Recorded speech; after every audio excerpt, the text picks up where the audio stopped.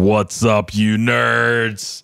Welcome back to Yellow Spandex, where you hear everything and anything, movies, TV. Doesn't really matter because we just talk about whatever the hell we want.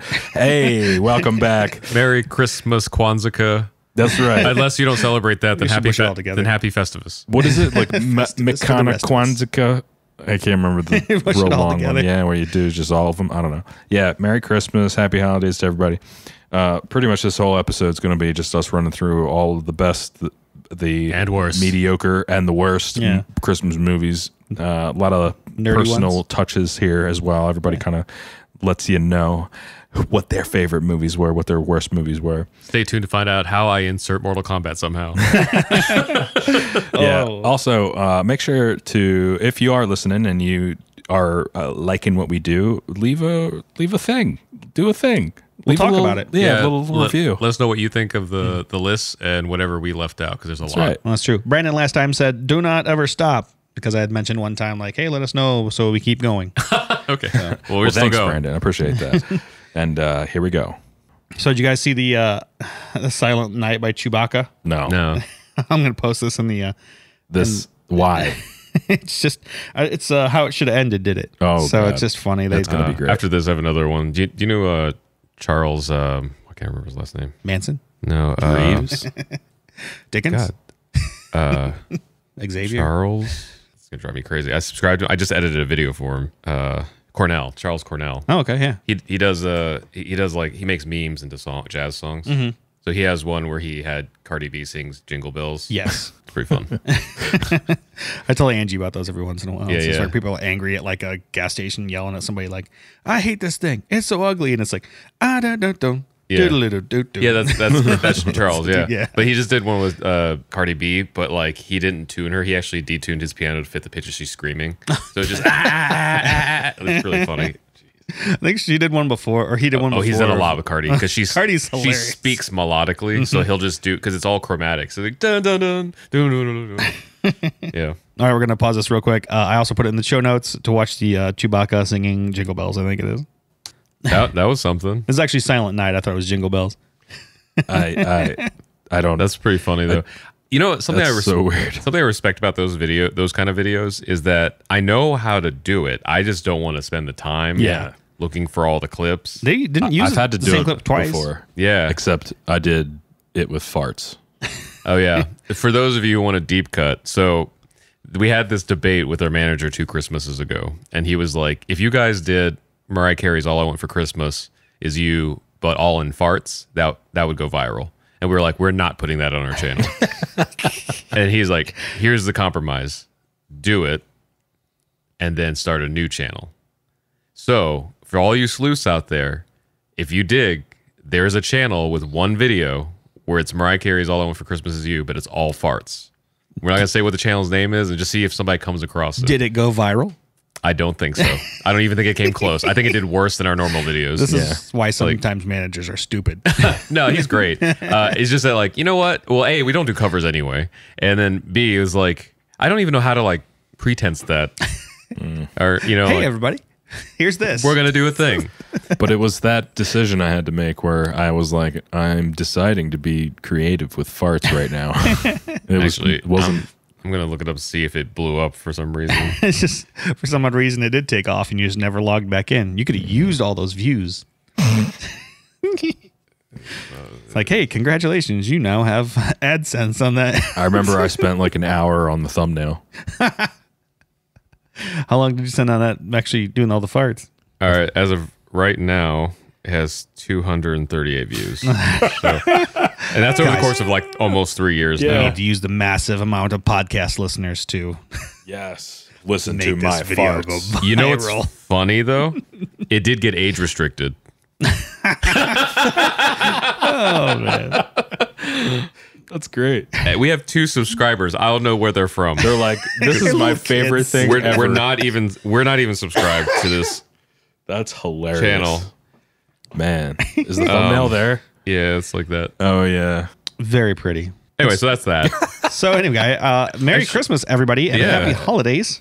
We're by the time you listen to this, we're probably everywhere, because Vince and I just found out the entire week that you're listening to this, we're going to be somewhere else, a different every day. Oh goodness. A different place every day. One of the things I don't know if we can't talk about it, but I don't know if we can either. But we're gonna be gone for 3 days on this big ass collab somewhere. And then as soon as we get back from that, literally the next day, we head to YouTube's other location up in Northern California. So we'll be there. And then we get back in time for Star Wars. We're going to like an early screening, which I thought early meant like day before. He meant like early in the day, like 10 a.m. A matinee. Well, it's a friend of ours. Like they had like bought out a theater, but I guess the theater you can buy out is at 10 a.m. The good news is afterwards there's pizza. Sweet. So it's that. Yeah, It's like that Simpsons. Just in case. Bad news. It's haunted. Just in case it's a terrible movie. It's like it contains monosodium and glutamate. It's like that's bad. Oh, You get a free Frogurt. yeah. Didn't Simpsons come up with the term Frogurt? I think so. That's awesome. Well, I guess so. With this Chewie does Silent Night thing, this is a good segue into, because I only really have like 3 like nerdy like holiday things, even though Christmas is my favorite holiday. So this is a good segue to my number 3 is of my favorite like nerdy holiday viewing is this is totally online. I don't even know officially what it's called, but someone like Dorkly or somebody took like the characters from the first 3 Mortal Kombat games and made a Christmas special out of it. It's like a half an hour long, and I love watching it, usually alone because nobody else wants to watch this. And it's amazing. It's so heartfelt somehow, even though it's so stupid. Like, because it's just those characters and any variation of what they're doing. When they're slipping, you know, it's them like ice skating and stuff.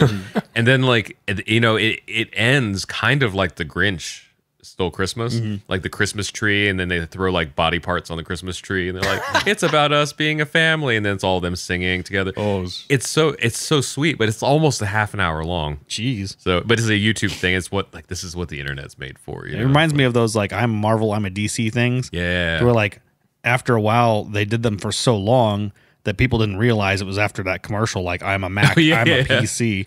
People were like, why are they Marvel and DCs? And then my number 2 and number 1, and tell me if any of these are on your guys' list. My number 2 that I think most people would really like, but don't know that they would like. I don't think I've ever watched a Lifetime Christmas movie unless I was over to friends and it was like on, because I know they do like 24 hours a day. I went out of my way to buy this one though, and it's A Grumpy Cat's Christmas movie.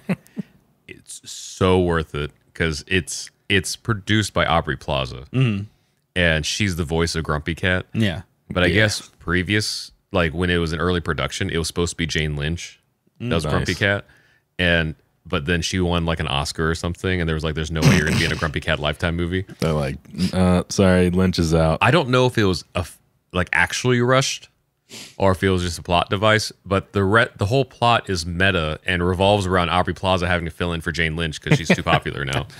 And so like whenever like the Grumpy Cat, like there's times when Grumpy Cat makes some statement, you know, it's like Garfield, like his mouth doesn't really move, but like her mouth doesn't really move. You just hear the audio and stuff.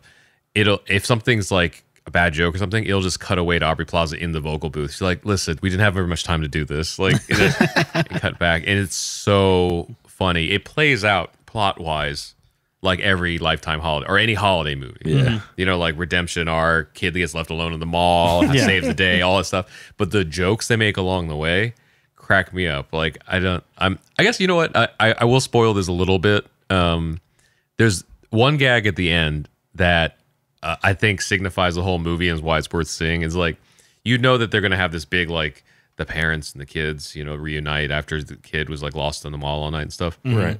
But the premise is the kid gets kidnapped by some robbers or whatever, and Grumpy Cat kind of helps her escape. And, that's right.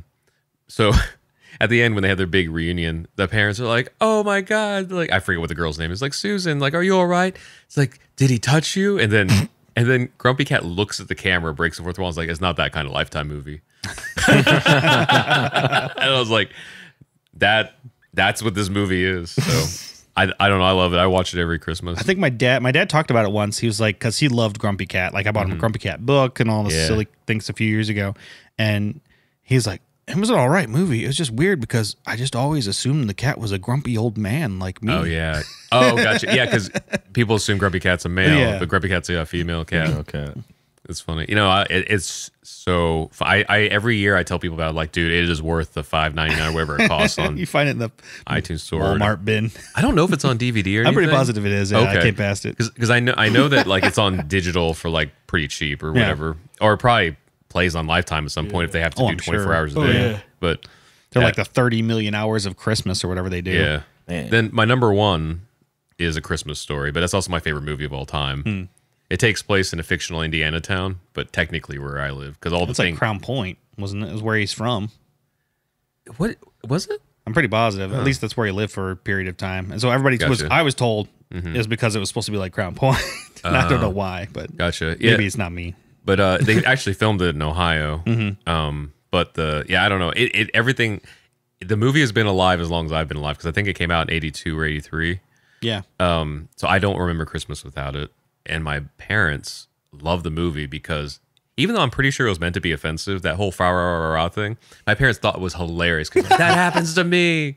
You know, like it's like they're like, it's true. And so every Christmas, like my dad doesn't even have like a dark sense of humor. I think he just thought it was like a story that finally like empathized with him or something.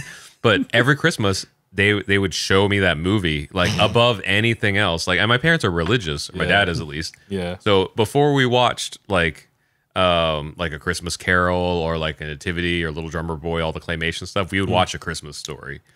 And I don't think they got the dark humor, but it sunk into me, and I guess it shows now. But like, it's funny, that movie. My in-laws, which is she's a pastor's wife, hates that movie.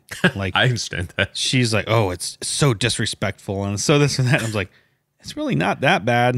I think she only saw it once and just has that taste in her mouth like 20 years ago. What? So what? Okay. Did she think it was disrespectful to like the I guess women, especially with the lamp and well, also it took place in a time where like females didn't have rights in America, really. You know, like it's like could they even vote at that point? What? Well, because the 50s, in the 40s or 50s, was it? It was definitely at least the 50s. Because I knew it took place like several decades before it was actually made, but like might have been 60s even. But I think like the home dynamic was like man head of the house. They make fun of that in the movie, like how the dad is like one of the most clueless people. He's like a homer, you know. Yeah. He's head of the household. Like a homer. He's the head of the household, but he constantly messes things up and blames it on other people. You know, like he's the one that like knocks Ralphie's like holding the nuts and bolts and stuff, and then blames him for it and stuff. Like you know, and like he's the one that curses. That's like every dad, though. I feel like it's supposed to be like every dad. Yeah. We're like, you know, hold the flashlight. You're not holding it in the right spot. You know? Yeah. I don't want to help you with the car anymore, Dad. Well, and the you know, like the little brother's like, Daddy's gonna kill Ralphie. It's like, Daddy's not gonna kill Ralphie. And then when the mom like made up a story for him, he's like, at that point, me and my mother had like a bond. You know, like. I don't know. I love it because even the things that are like not quote unquote like politically correct about it, like are so accurate to my childhood and stuff. And I don't know, like everything between like who's it, Zach Ward, who played Farkas, was like, you know how strong the dialogue was in that movie, that it overrode what people actually saw. They were like, he had yellow eyes. Swear to God, he had yellow eyes. He's like, it closed up on my face. I don't have yellow eyes, but to this day, everybody tells me about my yellow eyes in that scene. You know, like so weird. But isn't that one of the characters said it or something in the movie? Yeah, the narrator. Like, but he truly, he doesn't have. He doesn't have any of that stuff. It's just, but it was just one of those like that was the perspective of the kid, you know, and stuff. And so I've bought so many editions of that movie. I have a like regular DVD, special edition, anniversary, Blu-ray. I had the Blu-ray kit that came with the leg lamp, like string lights and stuff, and then Brandon. Then Brandon, if you're listening, you know, got me the action figures when Toys R Us closed down. Like I don't know. I watch it year round anyway, and then Christmas is extra. And then if I'm somewhere where there's TBS on Christmas Eve, I'm like, these guys just it's got to be on. It's got to be on. Yeah. It's so funny. And it was like one of the reasons I love Christmas so much is that it's like one of the few times our family was like semi-functional, and like we all kind of like put everything else aside because it was like just I won't go into like that stuff. But it was always super stressful, and then it was like December hits, and we're like truce, we're good, you know, like like my sense of humor matches with my parents with this movie and everything. I don't know. It was fun. And then January 1st hit, and like then shit hits the fan again, you know. But like I love this time period. That movie just reminds me of everything it was to be a kid. Like you wanted this one toy so bad, you know, and then but you didn't. You know, it's like the wanting it was better, you know, like and stuff. And I don't know, it was just so funny. But I don't know if that was on anybody else's list. It's just like in my head, it's like a classic. You know? I just, you know, I know you probably saw it and it hit you that way, but I didn't see it very often, so like it just didn't resonate with me as much. But I did love it the couple times that I've saw it. Naomi said she wants to see it and she hasn't seen it, and Angie wasn't interested. And it's like, I think we'll watch it some point in time. It's awesome. It's a good one. You know, it's funny you said that like somebody you knew like saw it and like hated it. Yeah, that usually, not always, but is usually like a almost a deal breaker for me when I'm dating somebody new, because Josh knows this ex in college. I remember, I think our second or third date was like, okay, sleepover and at my dorm, and then we're gonna watch Christmas Story. And she's like, this movie's so dumb, and that should have been like the red flag. I was like, this is not gonna work out. Like if you don't jive with this, like we're not. And then Granny Potty Mouth watched it a couple of years ago for a collab we were doing with some friends, and on the video, I guess I can say this now because the collab's been so far gone, but like on the video, she defended the film, kind of. But in private, she watched the whole thing. We sent her like a link somewhere she could watch it. And when I think we went to go pick her up or something to do the collab, and she was like, that was the most wasted hour and a half or 2 hours of my life I've ever had. Like that movie was so pointless, and the children were so rude and like all this stuff. And I was like, I loved it. Do you have any movies that you hate? Because I made a list. I was like, I'll make like a top 10, like, and then I'll make honorable mentions, and I'll make ones I hate. But Rod's like, I got 3. Well, I just figured there's going to be so many other standards mentioned. So in my head, there's those top 3s, like Christmas Story, Grumpy Car Christmas, and then this one Mortal Kombat thing that nobody else is ever going to watch. You know, which if I can find it on YouTube, I'll link it. Yeah, I don't know where it is anymore. I mean, it's probably out there, like circulating. As far as stuff I hate, I don't know. You know what's weird is like I feel like for the most part, if it's like even I know why Lifetime and Hallmark Christmas movies work because like they're so formulaic, but I'm never upset about them being around, you know, in the background and stuff. I may not always pay attention to it, but like after last week's podcast, I was talking to Josh about I had watched Noelle on Disney Plus, and so did Josh and his kids. It's just fine. Actually, the best find of that movie is the band. Is like these siblings are incredible. Oh yeah, sure. The vocal guys. I finally figured out the band is these siblings. They're like the son and daughter of the filmmaker that made like Miss Congeniality and stuff like that. They're a great like white funk duo. Like the music on that soundtrack is pretty cool. But if you listen to their other records, you're like, oh my God. But anyway, back to the movie. Noelle, like, it's like female Elf. Yeah. You know, but less dark comedy. Yeah. Like, it's like if Elf were made just for children and it was Anna Kendrick instead of Will Ferrell. Because there's no, like, grown-up jokes in it, you know. I don't think there's any grown-up jokes. It's just like, oh, I love candy canes, you know, like, all like, just jokes you'd make. Rambos. Well, you'd make things you would joke about with like people, like, you know, kids maybe under 10. Yeah, it is incredibly PG, which is weird because I saw Anna Kendrick, who's not often that, and Bill Hader. Yeah, so it's like, oh well, Bill Hader has not a ton of kids movies though. I don't know. I guess the closest thing there was an adult thing in there was that I don't want to give too much. I don't know if anybody cares about spoilers, but Santa has a job at some point in this movie, and it's like kind of like a millennial type of thing. So I was just like, I guess that's kind of for the. I don't know. Like it was just fun. I wasn't mad at it. It just like played, and it was it fought. Okay. I know what's gonna happen. I know like, you know, that. And Billy Eichner was in it too. Yeah, he was actually pretty funny because he's trying to fix everything. Well, he's like a cousin elf that's into tech. So he's trying to streamline everything through Amazon, like so the Amazon will deliver all the Christmas gifts. And stuff. It's. That whole subplot, you know what? I take it back. I think that part was for the parents. Because I don't know if any kid would get that. You know, stuff. There's a lot of talk of Amazon Prime and iPads in the movie. The iPad joke was funny. Now, come to think of it, that was pretty funny. Because every kid, like even the selfless ones, like, I just want my mother to have a job and my brother to be happy. He's like, and also an iPad. Yeah, an iPad. I get it. Like everybody wants an iPad. Made that the running gag. But that's funny. This isn't the movie that you hated. No, I was just like, I guess what I was trying to say. I guess what I was trying to say was like, I don't know if I explicitly hate any Christmas movies or holiday movies. Yeah. I just at worst, they might just be like, it's fine and it's back there, you know? I can't think of anything that was like, I absolutely will like not play that, you know? Like, yeah. I think I just love the sentiment in the season so much that like most of those ones that follow the formula are usually just fine for me to play, you know, and stuff. So the only ones that like, the three that I mentioned are the only ones that like, I'll stop and be like, wait, hang on, I'll catch up, you know, like, because I want to watch this, but I don't know if I think of something I hate later, or maybe you have something on your list. There's probably something I just haven't thought about it. You know, long time. How about you, Vince? Movies I hate. That's a tough one to start at. Well, I was gonna just on to you. Oh, just on to me. Yeah. So ones you like for Christmas. Yeah, as I'm like bolding things. When I have documents, I end up just like doing things to them that doesn't make any sense just because I can. I do that too. But I was gonna say, like, you had mentioned. How did you put it? The claymation movies.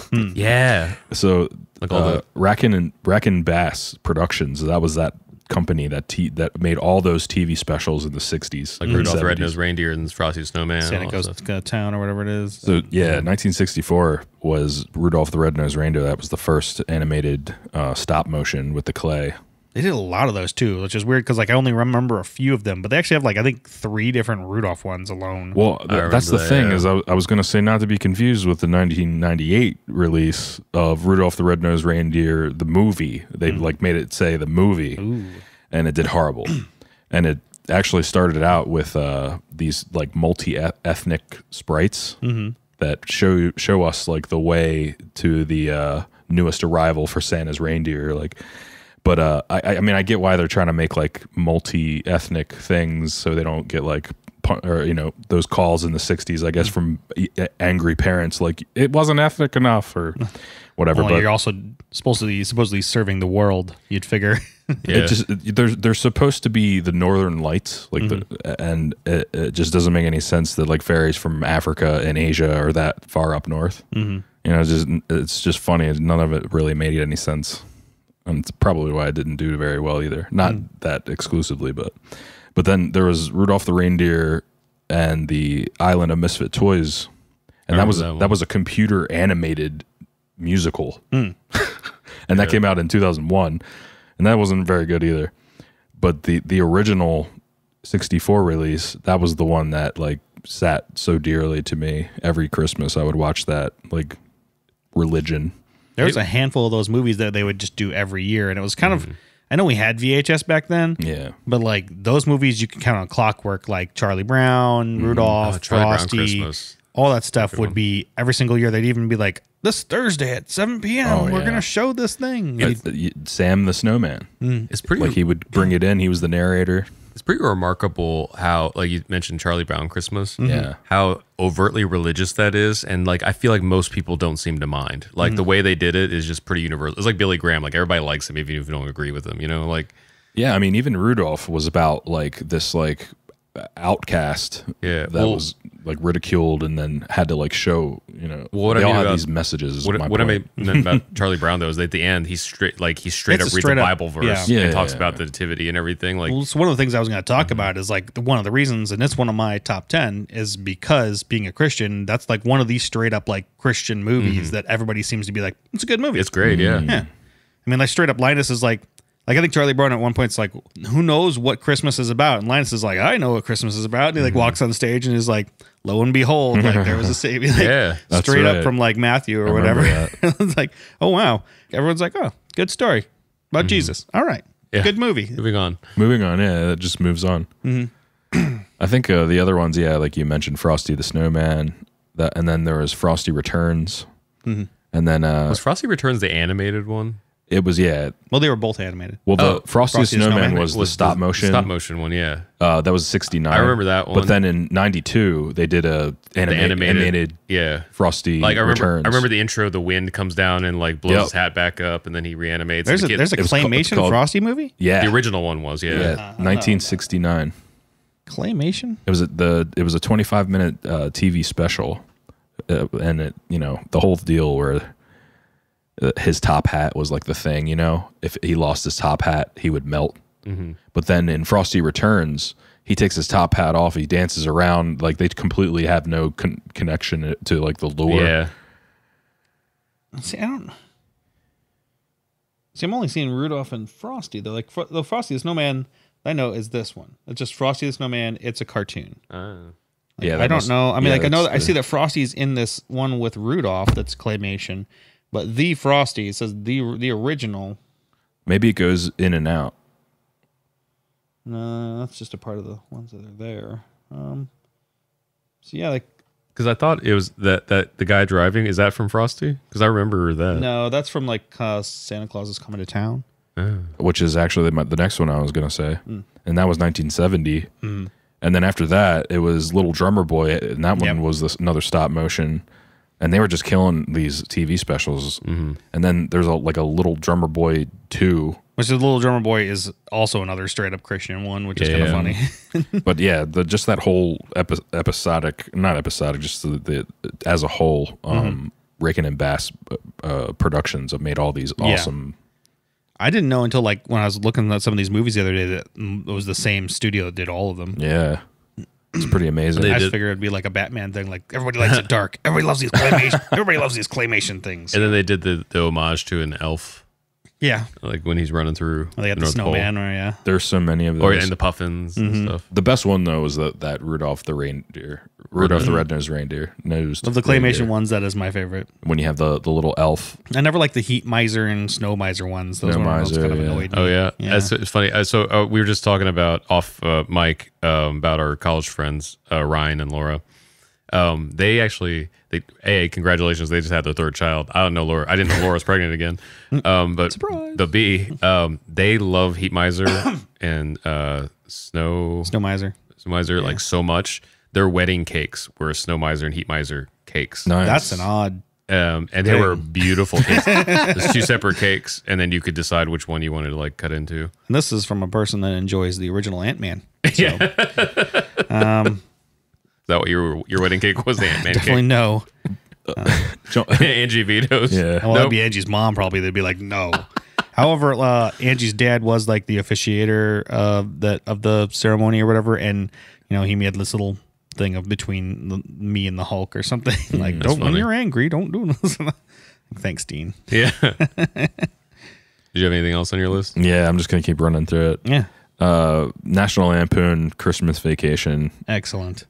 I have dreams about this movie sometimes, and I thought at first that it was a dream, and then I would go back and watch the movie, and it was actually a scene in the movie that there was like a funny goof where who is it?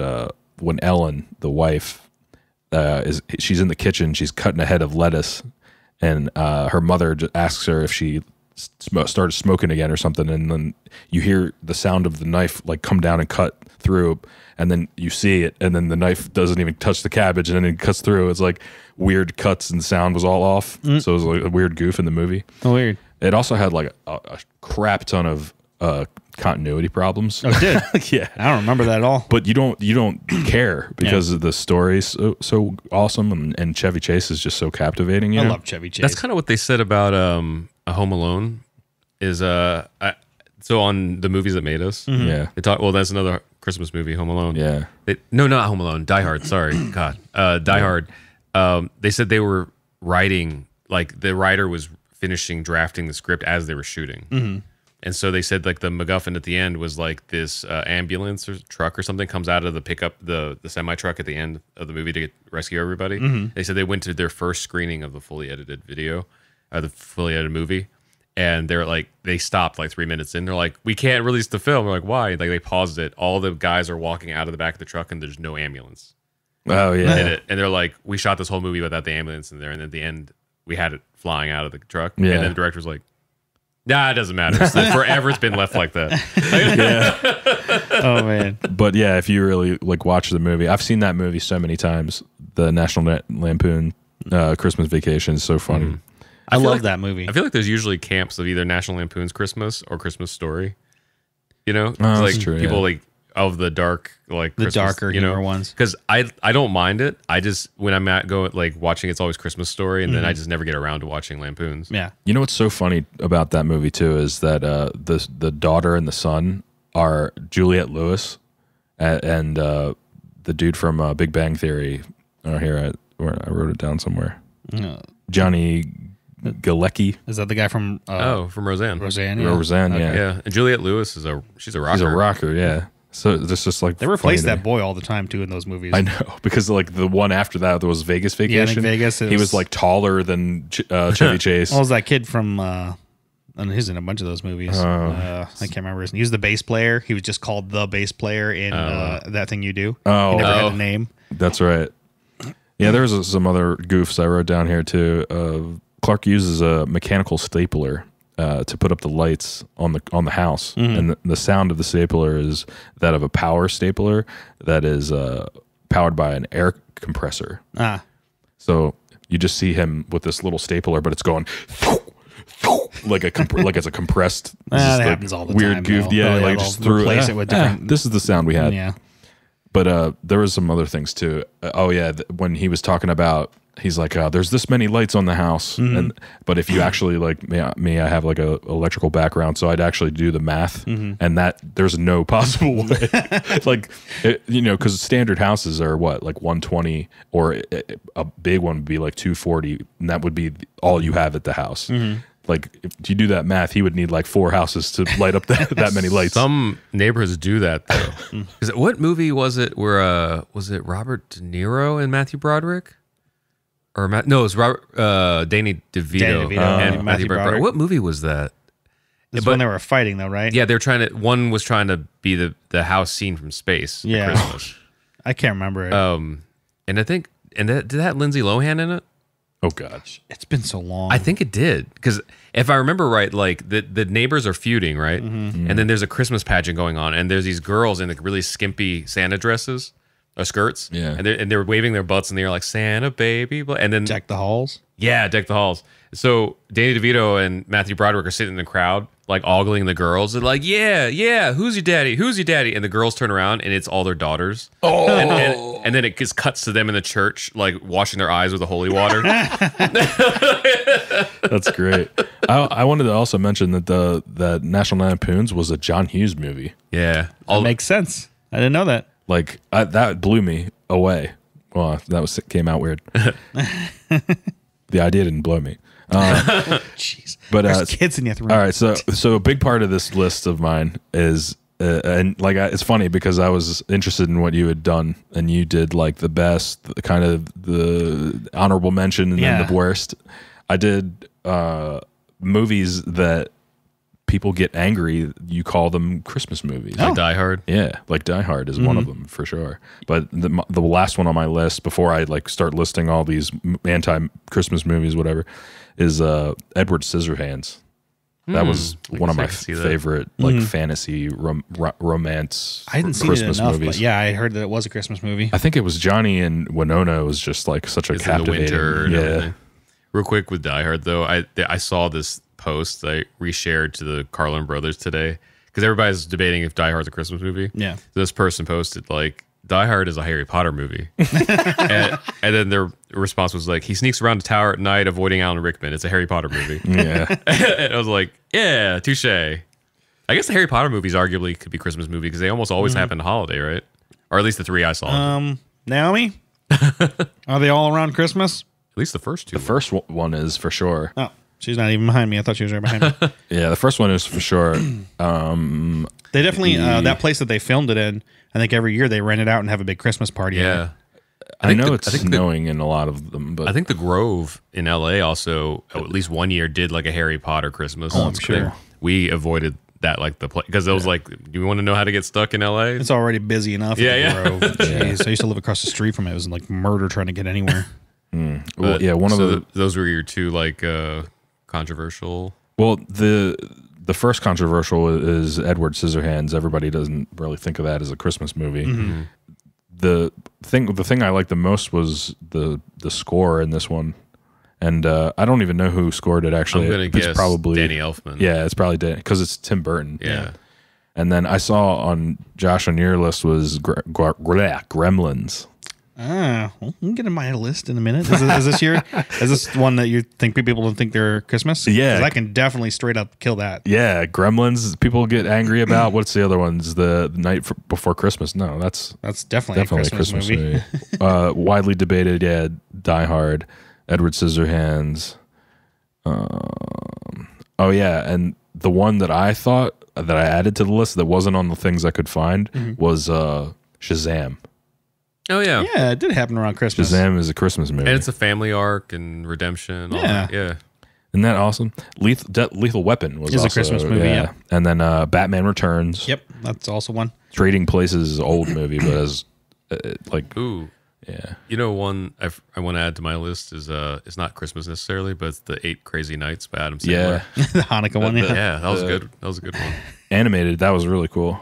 It's almost not even like a kids movie though. Like, there's some like shady stuff. No, it's like Family Guy. Yeah, like there's like reindeer. They're like laughing and they just start crapping all over the place. That was the ongoing joke. They just start pooping every time they laugh. Yeah. It's so funny. Yeah, that's pretty much it there. Did you have any you hated?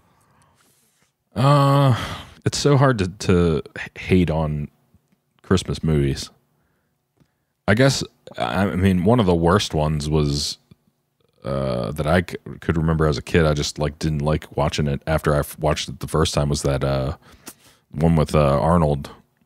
Jingle All the Way. Yeah, classic. And what's the dude? The other dude? Sinbad.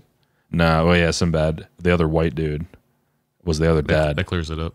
Wait, okay. In that movie, yeah, there was Next Door Neighbors. They're two, Next Door Neighbors. He had already bought the Turbo Man. He's a real famous actor too. I just don't remember his name. Oh no, is it Phil Hartman? Because he's always like an asshole. Ooh, you know, another one that is not necessarily a movie, but the first episode of The Simpsons was Christmas, wasn't it? I think they so. got Santa's Little Helper. Well, I think that's how they first introduced it. It was like a 1 hour special, I think, of at least at the time. Well, the Tracy Ullman thing. They had a Christmas thing was the very first episode. Yeah, because Tracy Ullman was that Rockabye Baby thing. Yeah. But yeah, then I think the first they'd build it as like, I remember when it was like, hey, watch The Simpsons in this Christmas episode. And that was like the very first like major introduction to The Simpsons. You know, they were on the Tracy Ullman show or whatever. But that was their first thing and they got the dog, right? Mm-hmm. Yeah. Was the moral of that story. And then I'm just going to blurt out the last ones here. Jingle All the Way, that was the one.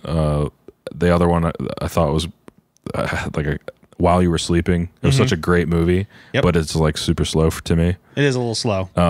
Just Friends, I thought was hilarious, but it's just like a terrible I forgot that Ryan Reynolds movie. Serendipity is just a great movie. I can't really say I don't like that movie. But also a Christmas movie. There are definitely movies that like I feel like are way more Christmassy than others. Yeah.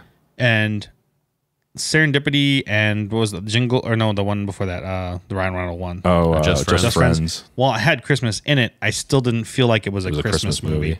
Yeah. Like Reindeer and there's Games. more, and I have some of those as well on mine, to where like I didn't like it probably because it wasn't really Christmassy enough. How about Friday After Next? Is that a Christmas one? That was a Christmas one. I only remember the first one.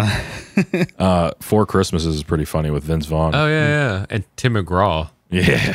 That is barely recognizable. I brought some Horace Duvras. Yeah. Oh yeah. So bad. All right. It really resonates with the Indiana Christmases. Oh jeez. I mean, in a fond way, because my whole family and God family, man, that was it. You know, like mispronouncing stuff, and but I didn't even know at the time. But it's funny because like yours, okay, it'd be a Korean family coming to America, attempting to speak like French. Yeah. Well, no, so it's not even like twice removed. It's not even my parents, because it's for my immediate family, it's just my parents and then my younger brother. But then like my godparents, like Sue and Dan Adams, man, they're like, they're as country in Indiana as it gets. Okay. But that was the thing, that was like that whole family like loved them to death.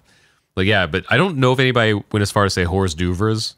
I don't know if you know if anybody would ever say whores, like, you know, but like it was always like, I brought this thing, you know, like it was some like hillbilly way of barbecued weenies. Something like that, you know, like pigs in a blanket. But again, I enjoyed it because like at Thanksgiving or something, like I didn't my brother and I didn't necessarily love turkey. I don't know if Peter does now or what. Yeah. So Grandma Sue ordered us Papa John's pizza, and that's what we had for Thanksgiving dinner and stuff. It's a good grandma. Yeah, no, she's amazing. But that 4 Christmases though, it reminds me like that. Kind of like, I brought some Horace Duvers. It's just cheese whiz on a Triscuit, That one gets me. How about you, Josh? All right. Well, like Vincent texted me like right after, like I was like, hey, let's meet and do a Christmas episode. And he's like, hey, I'm making a list. I'm like, dang, I got to make a list too. You got me fired up. And so I actually I sat down when I came home that night and I made a list. And I went over. I'm here. Hold on. Let me pull it up. Okie dokie. All right. Of all my favorite Christmas movies, let's see here. Let's go from leastest favorites to we'll start at the bottom. Yeah. Muppet Family Christmas. Oh, Muppet. Which I think it happened around 82 or 84, maybe a little bit later. Mm-hmm. Makes sense. Yeah, actually, I think it was 87 because I remember being really, really young when it came out. And it was like it was before like cell phones and the internet and everything else. And so they were going to surprise their mothers or whatever and go back home. Mm-hmm. And their mothers had rented out the house to someone else and already taken off. And 92. Oh, dang. Really? Muppet Family Christmas? You're thinking Muppet Christmas Carol. That's different. Yeah. Which a lot of people like, and it's good. It has Michael Caine in it. And it's really well produced, but it's still not one of my favorites. There we go. This one, I think this is a TV special, to be honest. And so it has all the Muppets in it. Not only does it have the Muppets in it, it has Jim Henson himself and all of Sesame Street characters and Fraggle Rock. Yeah, I remember that so clearly now. Yeah, the Fraggle Rock. Anytime they jumped in, it was like, where'd those guys go? Yeah, and 87. It was done well enough to where it wasn't like so, here we go, and we're throwing these people in, and this is like, some Saturday morning special or something. Yeah. But, I just remember that one, and there being like a really good story of like, missing out with family members, but we all kind of come together as a family in that instance. Mm-hmm. So that was a good one for Fozzie and the Snowman. Mm-hmm. There's all kinds of like epic scenes from that movie. Epic. Oh, I shouldn't have used that word. And they have to go out and find Miss Piggy because she got stuck in the snow somewhere or whatever. And I mean, you get everybody too. Everyone's in that. Yeah. I don't know how many are here. I don't think it's 10. I think it's a little bit more than that. But the next one would be Jingle All the Way. I know everybody hates that movie. I had fun. I haven't watched it in a long time, but I've had fun with it when I remember. I love it. Sinbad's great in it. Yeah. And Arnold is just a goofball. Mm-hmm. Yeah. And so, like, whenever he talks, it's just I laugh at the whole freaking movie. Phil Hartman is in it too, which I forgot about. I haven't seen it probably in 4 or 5 years, and he did probably revisit it.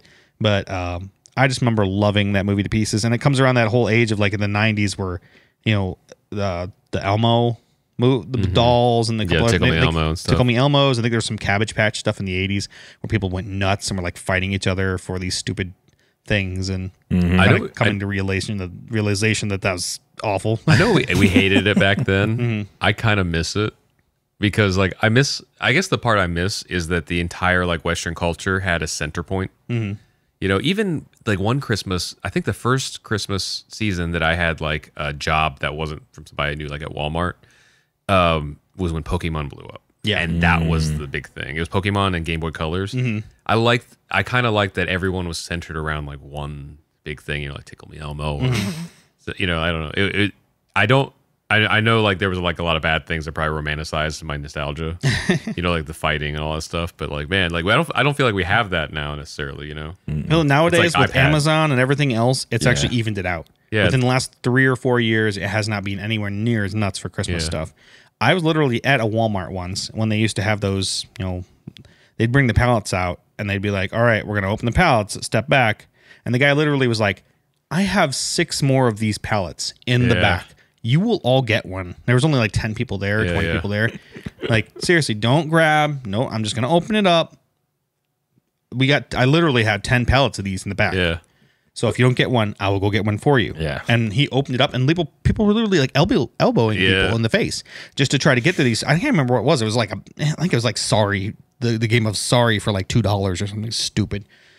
But are you serious? Walmart got crazy too because I think they had their first death a few years ago at Black Friday. Oh my gosh. And so every year after that, I don't know if they kept it up, but I know the year or two after that, they had the planning company that planned their Black Fridays was the same company that plans the Super Bowl. Okay. To try to ensure that there would be more like homicides or casualties, you know. Like, it's Christmas. Like, step over that dead body. Yeah. Like, actually, it's funny. My brother had Turbo Man, and then I found out it was a my Yeah. I thought it was a real toy. I mean, I guess it wasn't. I guess it was a real toy, but like my brother got one. I think he just liked it, and then I was like, "Oh, that's the toy from the movie. Oh, this was from the movie." Okay. Yeah. There's a meme saying like, there's a dad holding the toy. He's like, "I'm gonna tell my son this is Iron Man." Yeah. Actually, if I put it up, anything I see is it's probably like him in the Iron Man up. suit or in the Toy Man suit in the movie or Turbo Man suit. I think Christmas toy was. The next one was Christmas toy. That was supposed to be kind of me with Muppet Christmas Carol because it was another one of those Muppet ones. It didn't. I think it had Kermit in it, but just in the very beginning, and it was basically it's kind of like Toy Story, to where they weren't. If they moved out of their spots, like the toys would talk and whatever when people are gone, but when they moved out of their spots, and the people saw that they moved out of their spots, they'd be frozen forever. And so it was super cute. I don't know if it was as good as Muppet Family Christmas, but I remember that one a lot because they had died. Like a bunch of them had died to like save the other toys or whatever. Oh, wow. And they bring them back at the end or whatever with like, I don't know, Christmas spirit or magic, joy or I don't know. Tears, something, you know. Yeah, exactly. So it was a good one too. That one was kind of supposed to be I don't remember Muppet that Christmas, one. Muppet Family Christmas. There was like a mouse toy and there was like, I think he was part of like, he's not really a toy because he's the cat's toy or something. Like, I don't know. It was fun. It was a good one. But National Lampoons, that was definitely on it. I love National Lampoons. I remember my mom being like just appalled at the movie because, you know, there's a part where he's like, I think he's fantasizing in the pool or whatever of the other lady. And, which is, I think, is a constant thing in the Chevy Chase ones.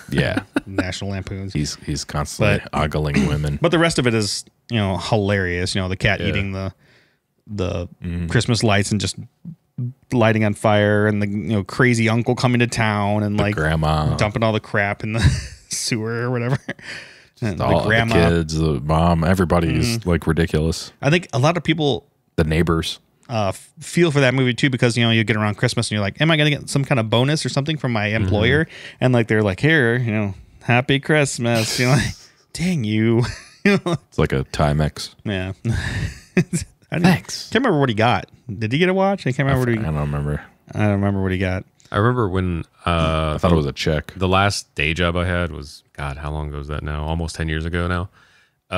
The owner of the company, it was a smaller company, but they made a lot of money. And I remember the company Christmas party, he would hand out the bonus checks, but he did in a totally like Don sort of way, like each employee, because I think there's only maybe 200 or 300 employees. It still took a long time, but each employee one at a time would go into his office alone.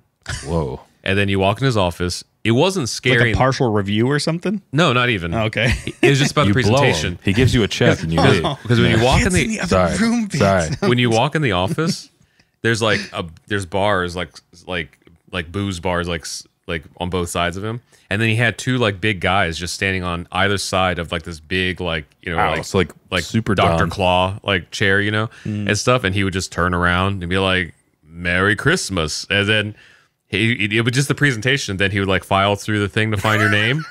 I guess that was another thing, is he knew everybody's names, He would hand you your check, and usually it was fairly substantial. It was, at least another like week or two's worth of pay or something, or more, depending on how the business did that year. Nice. And stuff. And I was like, man, this is the most baller. Like, I didn't even mind it. I was like, I guess if I own this place too, I'd make as big of a deal as possible giving people extra money, like, and we were in the middle of a baller Christmas party, like open bar, food, all this stuff. And there's actually a bar. I think it'd be funny if like you came in, like they came in one at a time, and he's like, "Merry Christmas," and like snaps his fingers, and like all your money is in $1 bills and just falls in your head. I would take that as it's well. Just funny. Pulls a little string. A little string, it pops. What a feeling. You got 10 seconds to grab as much as you can. All right. If I ever own a company, that's my idea for Christmas bonus. It's like, you get 2 minutes in this machine. It's one of those dollar machines where dude, we had to do that at VidCon 2 years ago. That is harder than it looks. Yeah. I want him to be like, or Razor will shoot you in the foot. Yeah. Or what you get? What's in the box? Yeah, what's in the box? Nothing. All right, so next one. Home Alone's great, but I don't like Home Alone. Home Alone 2, I feel like is people's crowd favorite. I feel like it's more well produced.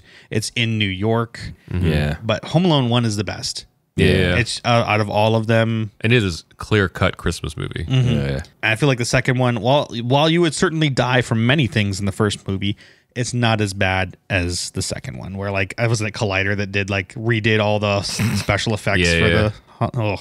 You really gotta maybe even with like your oldest, like watch the movies that made us, the Home Alone. I will one, because like man, it is amazing that movie even happened. Like, but I think it's because of those is why the first one's so much better, because they had to be so scrappy about it. You know, the whole thing was filmed in a high school. Like the sound they built the interiors of the house inside the gym. Weird. Of a high school. That's how like low budget it was, and it didn't have a home for a little while. Like, I'll let you just watch it. But the only thing that like. I know that there's other stuff that they could film and stuff, but like the exterior of the house was just the exterior of the house. Every time they went inside, they would cut to the gym because they didn't have enough room inside the house to film. But yeah, it was a magical movie. I remember that being like quintessential. And they said that Kevin's whole thing about the like was impromptu. Like he did it wrong and it became the most iconic. Like he was supposed to like slap, a couple like and then scream. Yeah. And he didn't, he's a kid. He doesn't know how aftershave works. So he did it once, kept his hands there and then screamed and it just became iconic. Yeah. Like, which is pretty cool. Yes. Another one on the list that not a lot of people know about is Scrooged. Oh yeah. With Bill Murray. Which I actually sadly heard that, I mean, I love Kevin Hart, but he was planning on redoing it.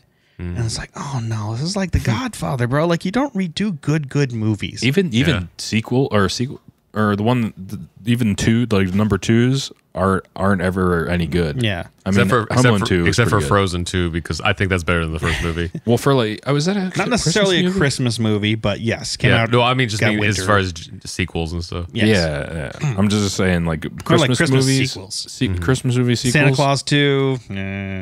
See, There was a Jingle All the Way 2. There was a Christmas Story. That was like too. a straight to video. Oh, you know what? They were all terrible. Let me back up. So Vince just reminded me, Christmas Story 2 is out there. That's one I hate. Okay, Yeah. there we go. Speaking of Home Alone, it's what's his face from he's one of the bad guys is the father in Christmas Story Joe 2. Pesci? No, the other one. Oh, he's like I think he directed a ton of stuff.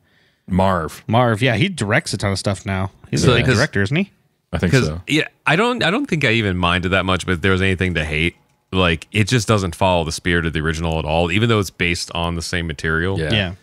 But it's just like Yeah, Daniel Stern. Yeah. That's He's a director now, man. And in Movies That Made Us, you'll see the whole drama of getting him into the movie. Because I think it was supposed to be Steve Martin? Or I don't think I would have liked it. Dunberg or something. Oh, somebody else. Yeah. It wasn't Steve Martin. It was somebody else. And they couldn't get him for whatever reason. But Yeah, I don't remember the name. I just remember part of the last name. Yeah, sometimes I kind of wonder when they have this last minute like switches for movies like the Wolverine. Like how would the guy that was supposed to be Hugh Jackman's Wolverine have done? Would we have liked it as much? Would we thought it was just as iconic, or is it just us overthinking it? All right, next one here. Die Hard, obviously. Yeah. Die Hard's great. I feel like it's really a Christmas movie. I mean, he's going to a Christmas party. Yeah. It's It's all about like getting home and making his wife happy, or like, yeah. I think any doubt in my mind that it's a Christmas movie or not got alleviated once again in the Movies That Made Us. Because I guess there's two screenwriters, one that started it, and then he got fired, and then another guy finished it. The guy who started it said it was adapted from a book. Oh, I didn't know that. I guess so. There was another book, I forget what it was, that was made into a movie that starred Frank Sinatra. Yeah. And it did so well that Frank Sinatra requested there be a sequel written. But the guy took 10 years to write it. And then by the time it was written, Frank Sinatra was like in the 60s or 70s or something. He's like, I don't want to do that anymore. They legally had to offer to him first, but they wrote it, I guess, not necessarily for Bruce Willis, but not necessarily for an action star. But anyway, so the guy was saying he couldn't figure out, the way it ended was like totally different. And he was like, he couldn't figure out how to make this like an on-screen spectacle. He said he came home one day from a long day at work, like within 5 minutes got in an argument with his wife, turned around, got into his car and huffed off. And then in the middle of his ride, he was like, she's right, and I should apologize. And then as soon as he like turned around, he said the whole thing cleared up of what the movie was supposed to be, is him apologizing to his wife. Yeah. So I was like, that's a Christmas movie. It happens at Christmas for Christmas party, and he's trying to make up with his wife. Yeah. Like It's perfect.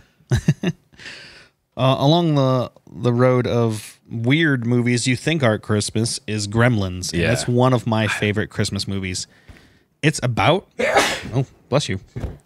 It's about like a dad trying to find a good gift for his son for Christmas. Yeah, Gizmo. And so he for some odd reason, he's like some weird inventor, the dad is, and he stops at some crazy, obviously probably culturally insensitive Asian shop. Odds and ends. That's where the Simpsons like parody the Frogurt thing. Frogurt shop. It's like odds and ends and beyond. And he finds this funny little creature, that they used to joke about in the 40s or whatever, that Japan was sending over gremlins to be in our, in our whatever cars or whatever things. In our water. Exactly, and everything. But anyway, no, it's a cute creature, which if you put it right next to Baby Yoda, they look so similar, insanely similar. In fact, I am 100% sure whatever the design team was like, I got a good idea. Let's just make like Gizmo as Yoda. Beautiful. Credit to the Baby Yoda team, though. Man, in 2 weeks, we're all going to find out what his real name is. Yeah. But anyway, it's so cute. But then you see, I'm not going to mention his name because I don't want to bash him because I know he tried his hardest. But a friend of ours was trying to do in his Etsy store Baby Yoda action figures. Mm-hmm.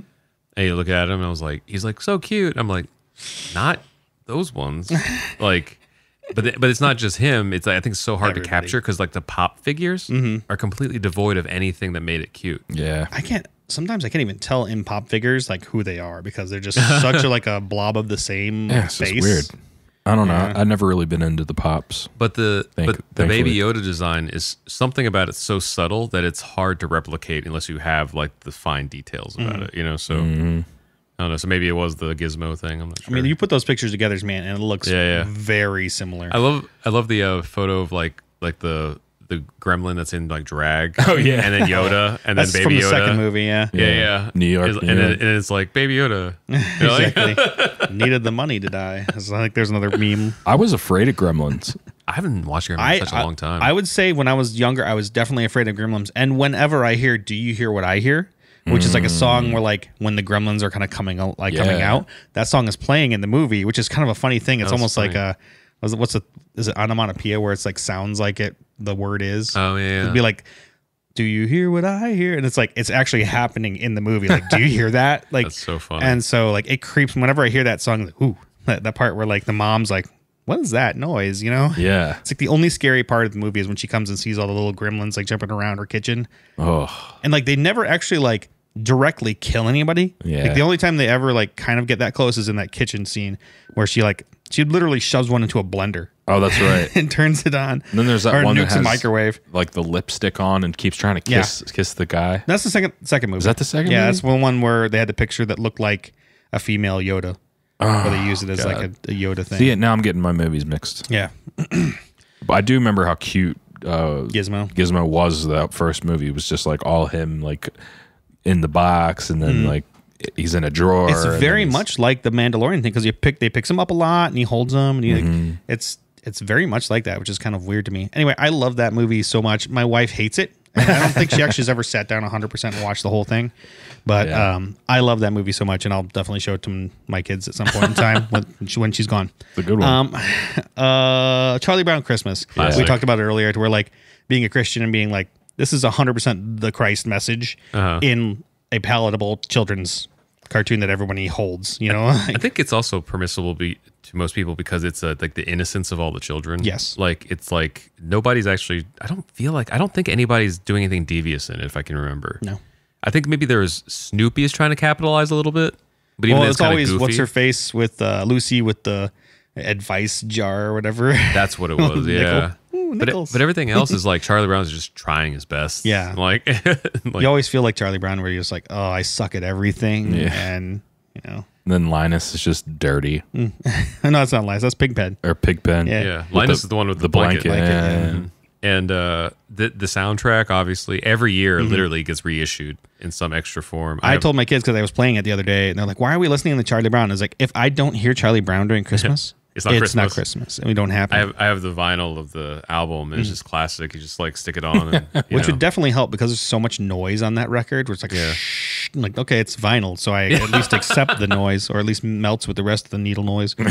Well, I think we're going up to the top here. Second is Elf. Elf is just 100% amazing movie. Yeah. I know people probably will get sick of it, but that movie is so well done. It's insane. That's my mom's favorite, I think. It follows like the lineage of like the classic Christmas movies because it brought back an old Christmas song, "Baby It's Cold Outside," like from like what the 50s or something, whenever.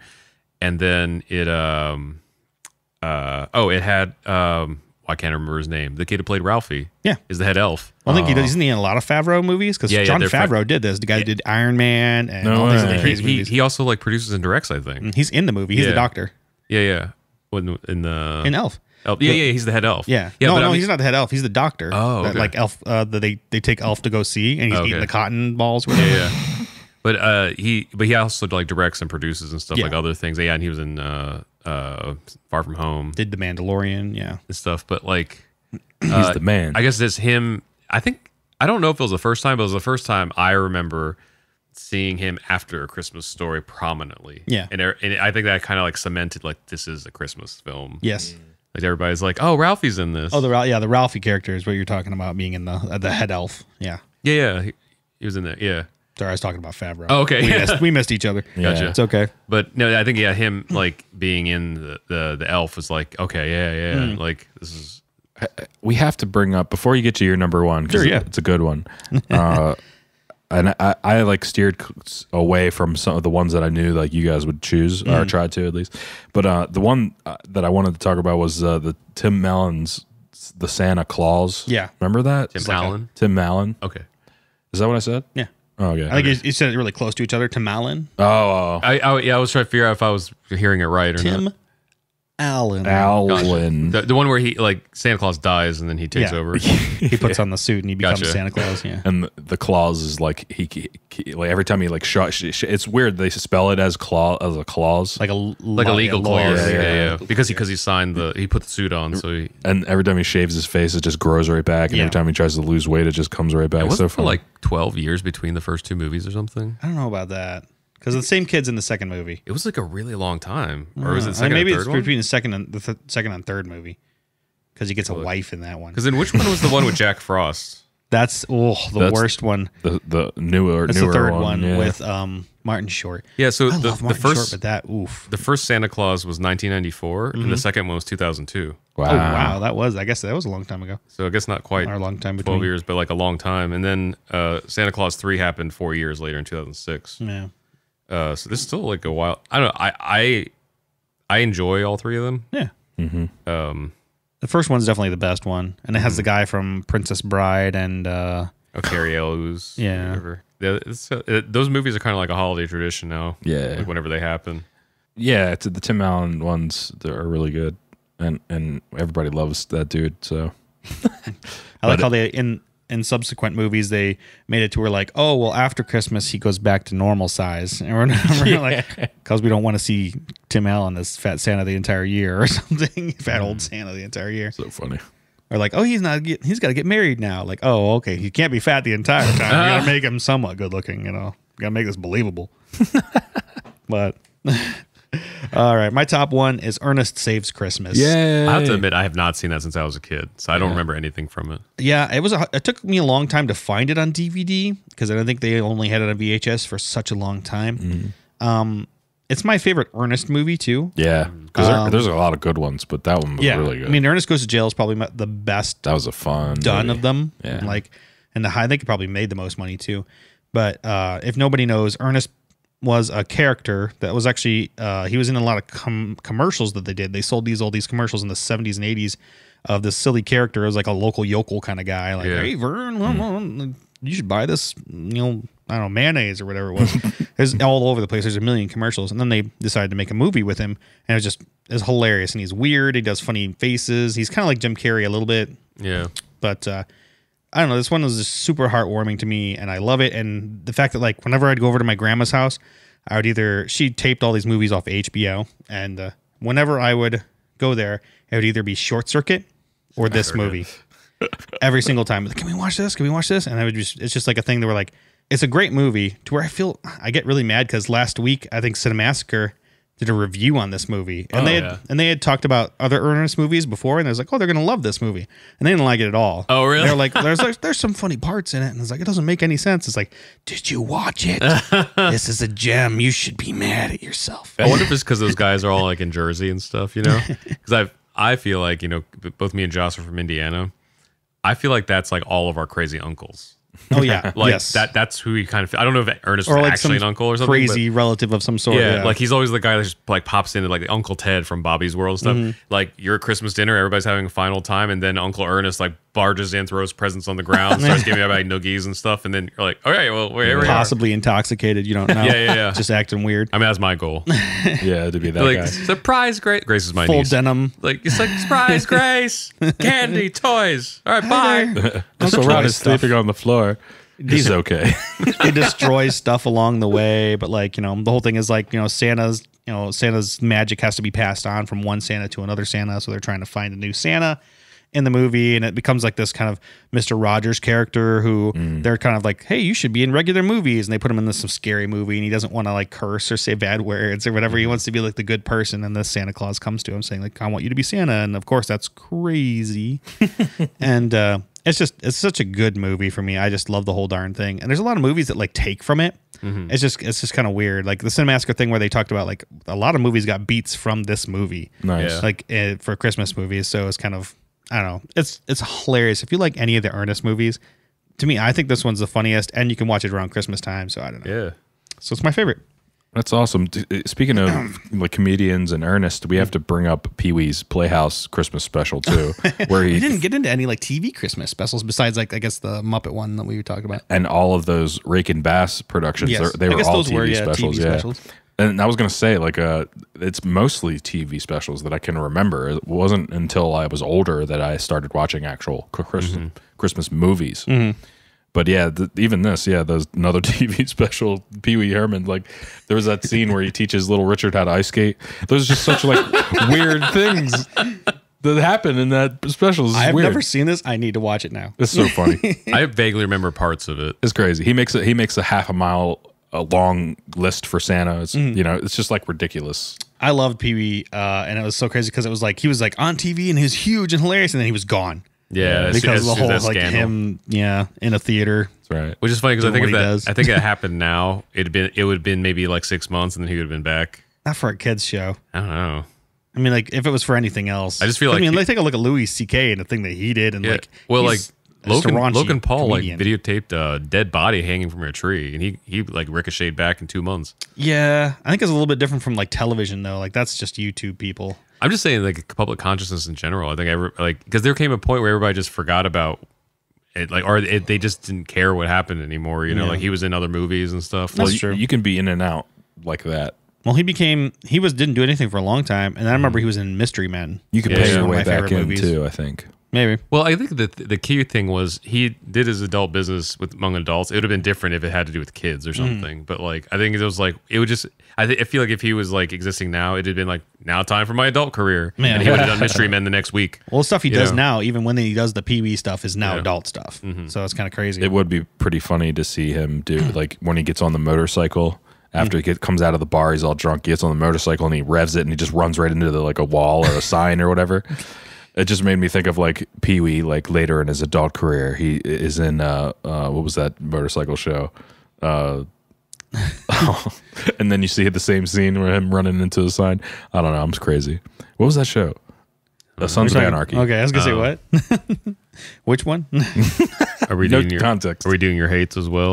Let's do it. I mean, I'm gonna run through the honorable mentions real quick. Yeah, do it. Planes, Trains, and Automobiles is one that like Oh, I a forgot lot of times that aren't Christmas movies that Yeah. get played during Christmas. Amazing movie, great. So good, John Candy. Was the scene John Candy was in Home Alone an homage to Planes, Trains, and Automobiles? Actually, his character, yes, it was a The same character? yeah, it's supposed to be the same character. Okay, that's funny too.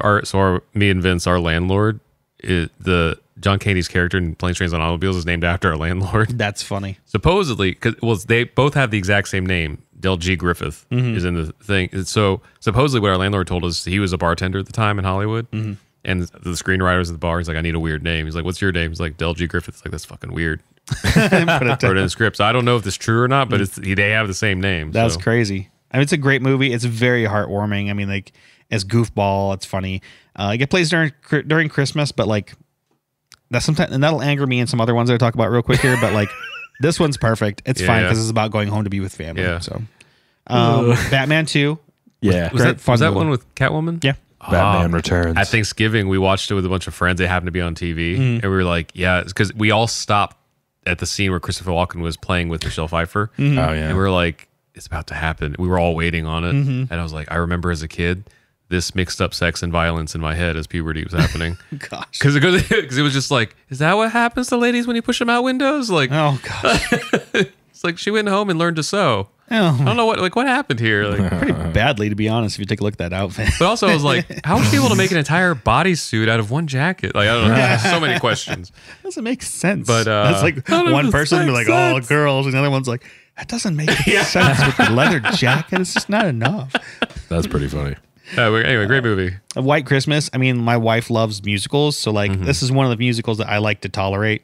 Yeah. Irving Berlin, man. Yeah. How about a Black Christmas? See, that's another one that's like in the if it's in the background, it's like a perfect backdrop to like anything happening. And there's a lot of funny songs and stuff in it, so it's like, okay, it's fun. It's a 2019 release. It's a slasher movie called Black Christmas. Yeah. But there was an original Black Christmas too. That was something different. I can't remember. Oh, it was 1974. I don't know if I want to look at that one. Yeah. It's something different. I don't know.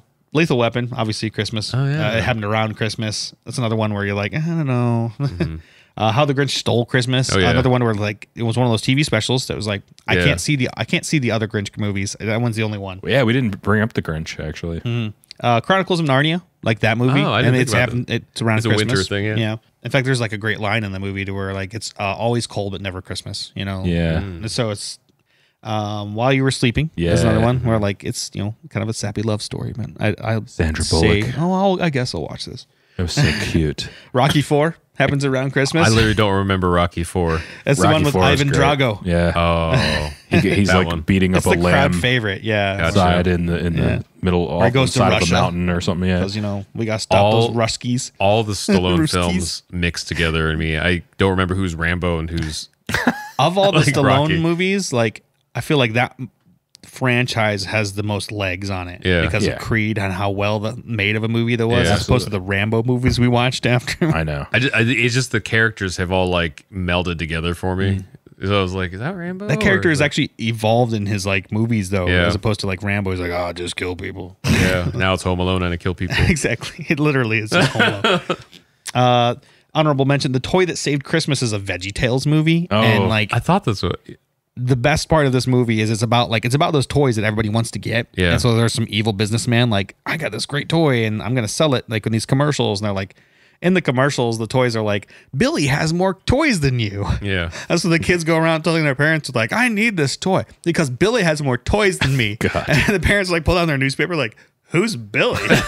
And the kid literally was like, well, I don't know, but he's got more toys than me. Was that the same one that had the Santa's cookie sing along? I don't know. Maybe. And then also had the 8 Polish foods of Christmas. That's a different one, but that was funny too. The 8 Polish foods of Christmas is Was it hilarious. all meat?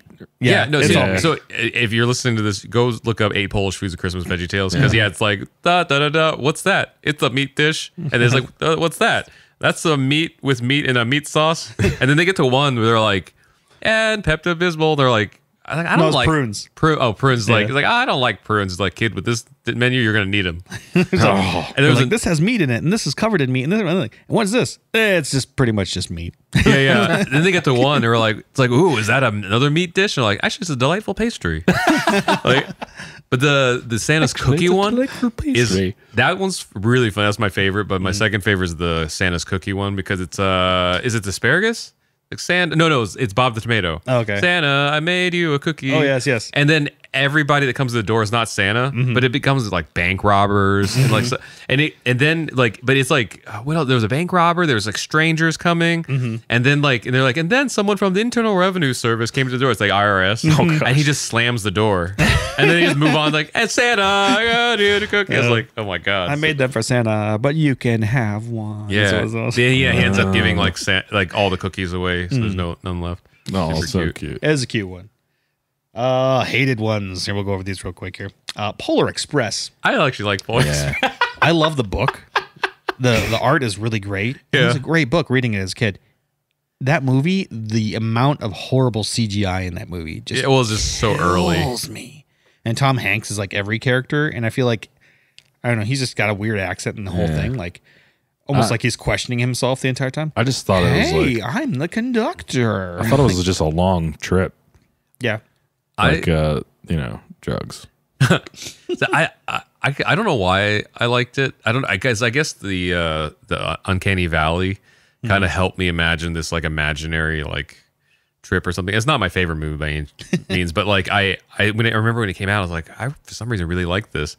And I know the Corridor Digital guys did a reaction to it. They're like, part of the reason the CG is not believable, Tom Hanks, is because he's an adult face, and to mask it onto like a child's face to translate the motion capture doesn't always work and stuff. But it kind of reminds me of a Christmas Carol. Do you remember that CG Christmas Carol that came out like 5 or 6 years ago?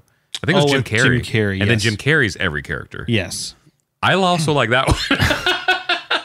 I didn't see that. I specifically didn't see that one because of that. I was like, nope. No, if you don't like Polar Express, you're not going to like Christmas Carol. But like, I kind of like, because I didn't realize until the second Spirit showed up, and I was like, that's Jim Carrey's face. All Jim Carrey's I was face. like, okay. And then Andre Bocelli was a great soundtrack. It felt like a Christmas movie, like standard, like generic Christmas movie, and I loved it.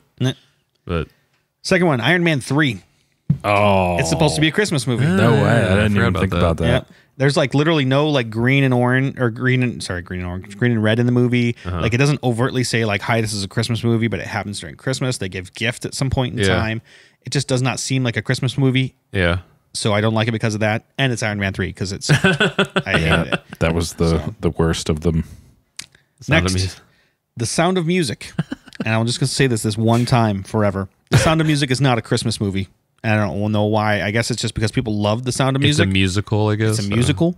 Yeah, I don't. When I hear Sound of Music, I don't think Christmas. It always plays during Christmas, and the song. There's a song where it's like, raindrops on roses and whiskers on kittens. It's like brown. I think it's like brown paper packages tied up in string.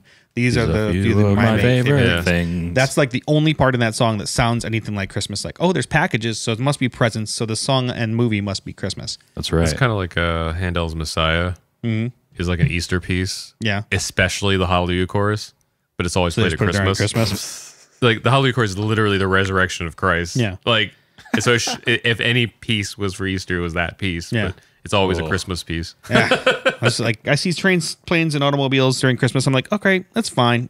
When I see Sound of Music during Christmas, I'm like, no, never, ever. Yeah, I agree. I have 3 more here. 3 more bad movies I don't like for Christmas. The Jim Carrey Grinch movie. Oh I don't think I've seen it. You haven't seen the Jim Carrey one? I've seen pieces of it all over the place, but I don't think I've actually seen the whole thing. I just don't like it. I mean, it was fun or whatever. I was kind of creeped me out. I don't know. I don't know. He's so over the top into most of his acting, and like you have that solid like from the book to like the old school movie television one. It just doesn't line up to me, and it's just over the top, like a constant Jim Carrey. So I'm like, I don't know. Dr. Seuss is one of those things that I don't quite in my head see live action. Yeah, I guess they're doing a Green Eggs and Ham. they did that show already. It's awful. I don't like it. They did a show? Yeah, it's a TV show. They did 2 TV shows, to be honest. Yeah, like this year? Yeah, just came out on Netflix. Oh, okay, that's why I'm seeing it advertised everywhere. Yep. I was like, I think I got a thing from like Uber Eats or something like, get your Green Eggs and Ham. I'm like, why? It's actually really dark. It's kind of weird, and dark not in necessarily a fun way. I don't know. It's kind of weird. But yeah, no, I could see that though, because it's like, I don't know, it's one of those like, it's kind of like if you try to take one of those claymation Christmas specials and make it a live action, they're like, how would that translate? Because there's so much intrinsically tied to the original, the drawings and everything else. That's why I feel like that first Grinch, How the Grinch Stole Christmas works so well, is because it's directly like kind of from the book. So all of the, I don't know, all the animation works. Just does. And so I don't know, that one with Jim Carrey, I was like, meh. And then the new one, I think wasn't that with Steve Carell that just came out last year or the year before? They had a Grinch movie that was like, God, totally forgot about that. Yeah. I mean, it came and went like real quick. So, I mean, it's the old one's such a classic. They tried to make the Jim Carrey one a classic, and if you ever go to like Universal Studios, they always play that up every year. Yeah. So I guess it did well enough that it's yeah around, you know. But I just wasn't. I guess I don't have so much hatred for it. I just not a big fan. Yeah. Mickey Mouse, the Once Upon a Christmas one. I love that movie. Which one was that? It's made from like a story. I can't remember the story it's necessarily come from, but basically they're both poor.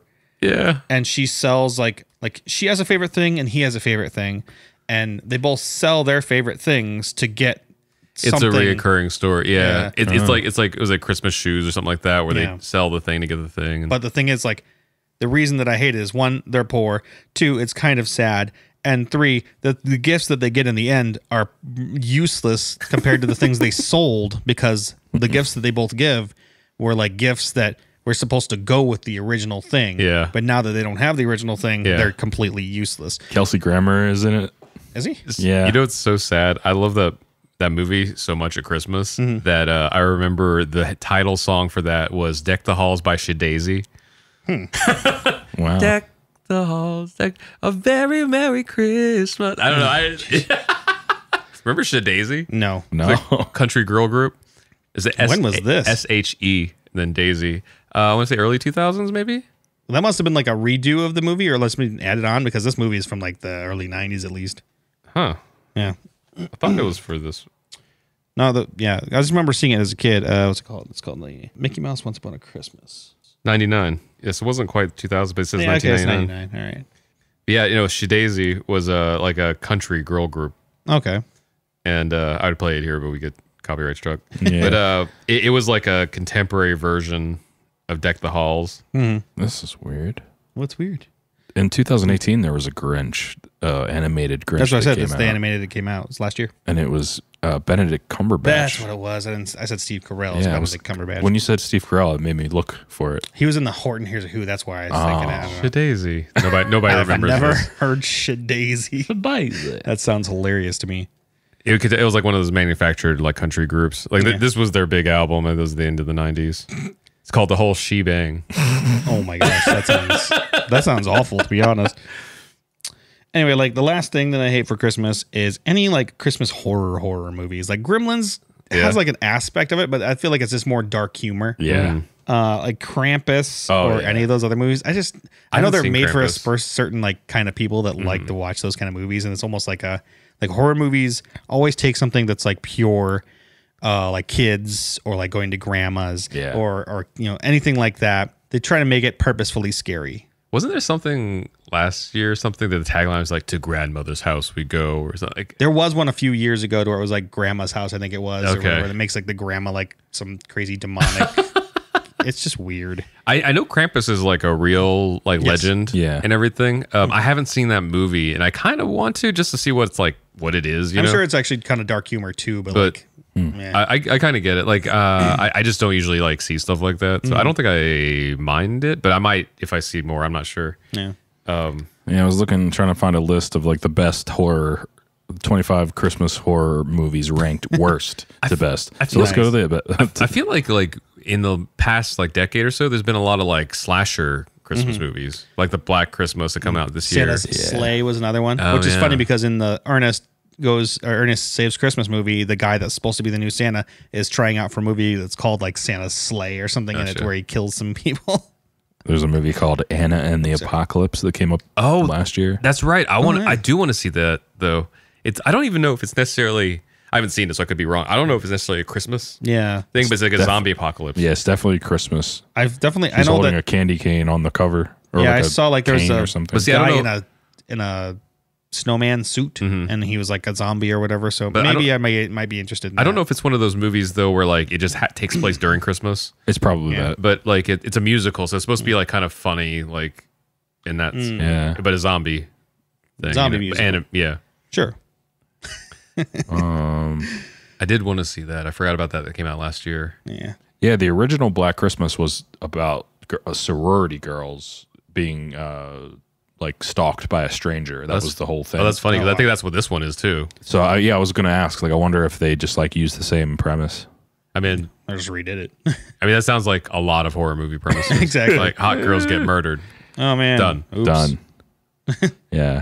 There's also Red Christmas and Green Christmas. And I remember and green eggs and ham. Krampus was like 3 or 4 years ago, right? Yeah. Because we actually talk about it every year in youth group, which is funny because we play a little. There's like a little funny claymation thing of Anthony Bourdain. Anthony Bourdain.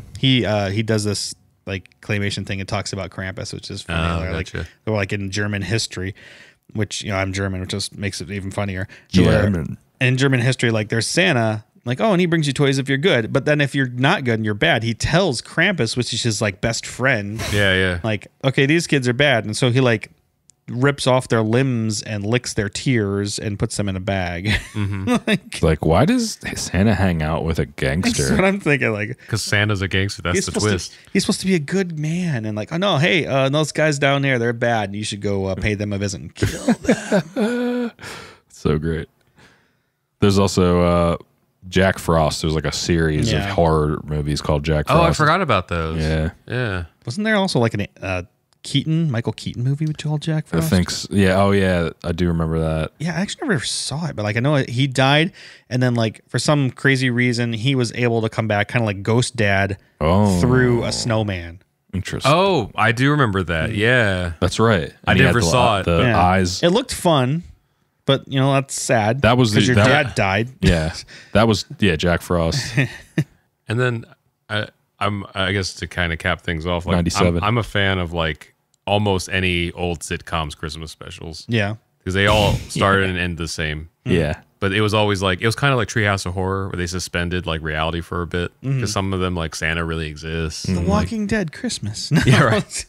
Or like remember like Family Matters at Christmas, stuff like that. Like I thought those X-Men, were fun. remember they had a very Morlock Christmas. Yeah, I love the trying X-Men to like grab the little gifs of that to throw up on Instagram. I sent Josh this thing over Thanksgiving. Someone had taken like scenes out of the Morlock Christmas and made it a Thanksgiving special. It's so funny because it's just them cursing each other and arguing about putting up lights and cooking food and stuff. Who put apples in my potato salad? Why Cyclops? Like, why are you looking at me? I love how many X-Men memes there are now that's on Disney Plus. Yeah, because it was available before, but now like everyone. It's just has easy it. to get a screenshot. Yeah, so. yeah, especially with the new phones and everything. Dude, the X-Men Christmas, like it was really cool because you got to see it. Like, didn't Storm? I think Storm made hot cocoa by making a rain cloud over her mug. That's awesome. I mentioned this last time, but Vince for Christmas got me the Ronin Warriors on DVD. I took a lot less time. I thought it was going to take like forever.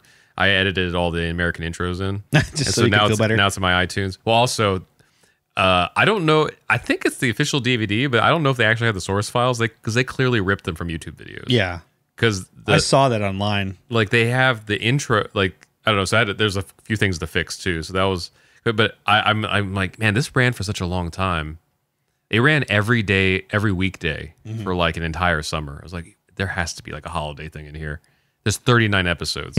There's 39 episodes, and there's an additional like 12 episodes that happen like 3 years after the fact. And I was like, somewhere in here, we're gonna find out what the Ronin Warriors do for the holidays. Like, so I'm looking forward to it, but also it's like 20 hours of viewing. So is Christmas a big thing in Japan though? We'll find out. I don't know necessarily. I do know. I think Japan is where like the biggest restaurant to go to in Christmas is KFC, if I'm not mistaken. It's either Christmas or Thanksgiving. It became like the national thing there, and stuff. Like at the very least, some sort of holiday thing. I'm not sure because Japan's very westernized these days. Well, all the countries. Yeah, I guess compared to like China or something, it's westernized. Because some of the other animes had like holiday themed. Well, I was actually looking at a list of Marvel Christmas episodes. Ooh. So, Ultimate Spider-Man had a Night on Christmas episode. Oh yeah. The Lois and Clark, the new adventures of Superman with Terry Hatcher and Dean Cain. Yeah. There was a Christmas thing for that. Hawk and the Agents of Smash. Oh, ignore it. They did something. Also, everybody loves this. The Batman, the animated series. There was a Holiday Nights special. I remember that now. Where you see Bruce Wayne holding all of what's her face's gifts, Poison Ivy and the other crazy one. Harley Quinn. Harley Quinn. Okay, sorry. I remember there being one on the Justice League where Flash like went around and actually like Grodd like helped. I don't know. He broke out of jail or whatever. Something was going to happen, and then like Flash goes around every Christmas like giving kids gifts, but like the gifts that he was going to give, Grodd had destroyed, and so he's like, well, I guess I'll help you make these gifts back. And you're like, wait a minute, what? This is Gorilla Grodd. Like, that's freaking awesome. Helping him out. Yeah. It's so weird. because Garad. Also, The Tick had like a I love the Santa Tick special so much. And then the one you just mentioned was I totally remember that one. X-Men Evolution had one. I don't know if that show was good though. I didn't really watch it. Mixed feelings about that show. It's so cool. Now it makes me want to like look out for episodes now. I love on Christmas television. specials. Of Like, will any Mandalorian have a Christmas I don't episode? think so. It'll probably have something.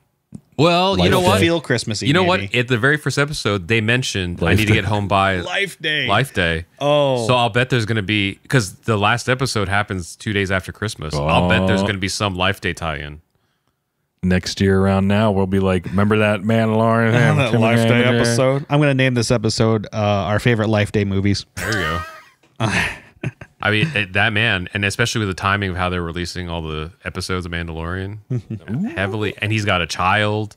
Actually, there's a lot of metaphor here. Exactly. There's like a child that's some sort of like important figure that's being like smuggled across. Like, there's a lot of like, holy crap. Makes sense. I think we're running across something, figuring it out. We're discovering something. This is important. Something this unknown. means something. Yeah, guys, I hope you enjoyed that crazy long list of awesome Christmas movies. Yeah, we're not going to be back officially until January 8th. We might have like maybe a quick small review of say like the Star Wars He-Man She-Ra special, Christmas special. Yeah. He-Man She-Man hating what was that? You thing? know it. He-Man Woman Haters Club. Was What? You don't remember that? Little Rascals. Oh, gotcha. He-Man, I was talking about Woman like Haters the Club. every year on the list of like what to get your friends that have everything is He-Man She-Ra Christmas special, because they probably don't have that. We didn't talk about that one. Yeah. I actually don't remember it. I don't remember But that for either. the Star Wars movie, maybe we'll do like a like a small maybe. Yeah. Maybe we won't get together. Maybe you guys just record your own and send it to me. Who knows? Either way, we'll be here for Christmas. Yeah, that's true. Oh yeah, you know what? That might be happen. Maybe we'll have one more before the beginning of the year. But either way, there'll be at least a week or two to where we don't have any episodes. So that's your chance to go backwards or spend time with your family. Yeah. Or both. Yeah. Choose both. Yeah, so you can sit around the fire and listen to Yellow Spandex, That sounds dirty. Or sexy. depending. All right. That should be guys. our sound Yeah. at the beginning of our episode, is just spandex snapping. Yeah. I've thought about it. I'll see if I can find one for the next episode. There you go. All right, guys. We love you. Have a good holiday. All right. See you guys.